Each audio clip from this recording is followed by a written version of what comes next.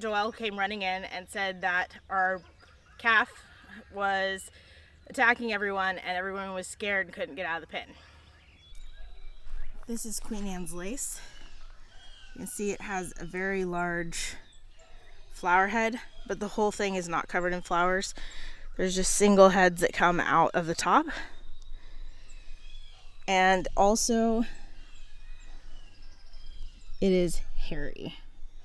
I think you can see that there. So, we go out here on the ditch and show you what they consider the look-alike. Hemlock. It's not really similar, but it feels a little similar at first. There's smaller seed heads or flower heads and lots of them. The stem is not in focus. There we go. It's purple and it's bald. Or it's purple splotched and bald. Leaves might feel a little similar, but you can also see the seed head is much more, flower head, much more sparse. We don't have it horrendously here, but we do want to get rid of it. So we'll come by with the scythe and knock this down before it's already putting on seeds. We've been meaning to do that. Good morning. So I have two stories about poison hemlock. Neither of them turned out the way that I expected. One of them I didn't think about the outcome, didn't consider it, and if you would have told me at the beginning that that's how it would have gone, I probably wouldn't have believed you. Just because I had non-issues with the plant. So, let's see. It was 11 or 12 years ago. My friend and I had gotten together with all the children. The children we had helped them get a picnic lunch, and they were out eating it. And the little tiny children and I and my friend were all in the house. And she was large pregnant. And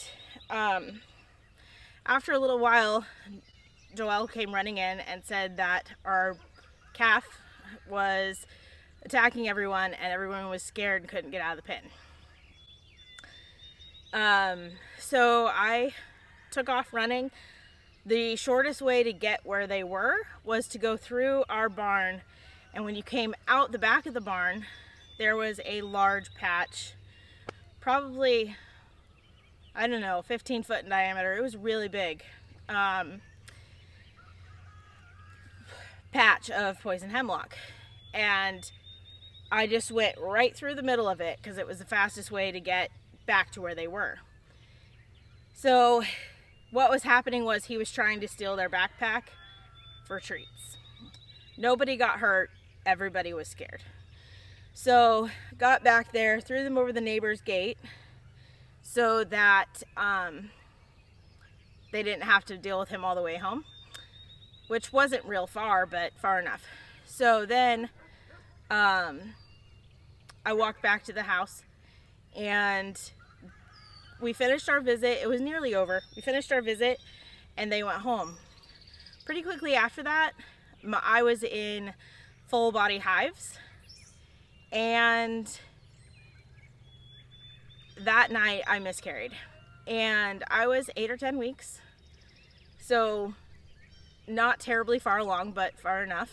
And I had walked through poison hemlock many times. What I think over the years of my life, not at that moment, but what I think happened was because I ran through it like you've seen it today, full bloom.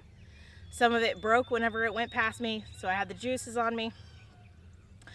And I also think that the adrenaline also maybe played a part. When I've looked it up, the only time that I see that miscarriage is involved is if an animal eats it, they can miscarry. But also if an animal eats it, they can die. If a person eats it, they can die.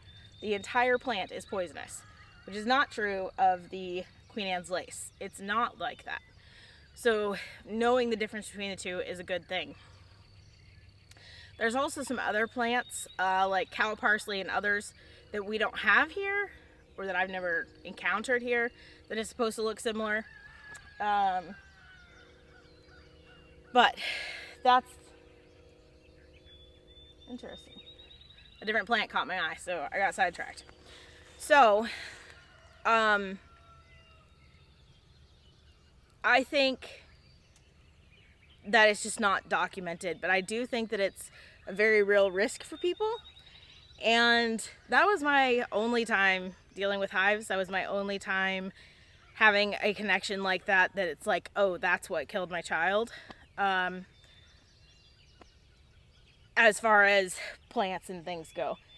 And so I like to knock it down, and we haven't done a great job of that. Most of the poison hemlock here on our property, there's some at the creek sometimes, and then mostly it's just along the road in the ditches. So we don't have a massive dealings with it, but I do like people to know that just because typically you can walk through it, touch it, whatever, and it doesn't cause issues, that's not always the case.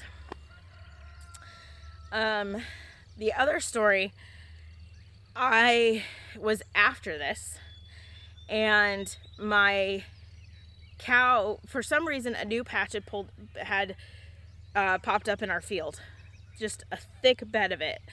Probably, I don't know, size of a twin bed, and it hadn't been there before, and it was about this tall. And we had fenced off the other stuff.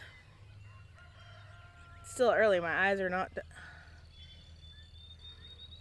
We had fenced off the other stuff, and we're trying to get rid of it. But then this new patch popped up that I didn't notice, and or I think maybe I had noticed this like the night before or something and hadn't done anything with it. Well, I go out to the pasture one night, and our dairy cow, was running around like half crazed. She would bite a few bites of it and then run 10 feet and just lose it, just throw it all up, and then she would run around again and do it over and over, and I could not stop her. She was just out of her mind. And I didn't want to get trampled by a cow, and she was that kind of wild and crazy. I thought that would end her. I thought that it was over. But I think the fact that she just kept getting rid of it, eat it and get rid of it and eat it and get rid of it, I don't really know what was happening. I don't know if she was trying to induce throwing up. I don't have a clue. But that one just drove me nuts for like 2 weeks, and we dealt with it, but she never had another sign. The next morning, she was not crazy anymore. She was not running around. She was not eating it anymore.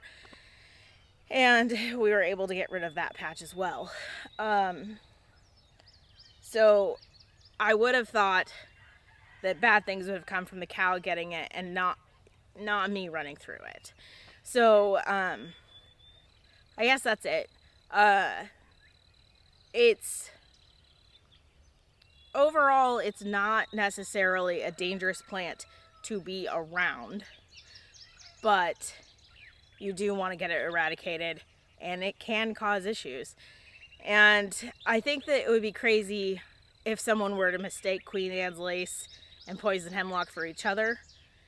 One thing that I learned many years ago was bald, bad poison hemlock, hairy, good Queen Anne's lace.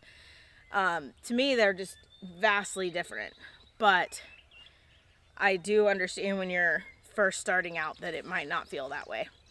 So I hope this video was helpful and gave you a little bit of knowledge to arm yourself with, and don't mistake poison hemlock for something else, or think it's something else. But I hope you guys have a good day, and we will talk to you next time. Bye.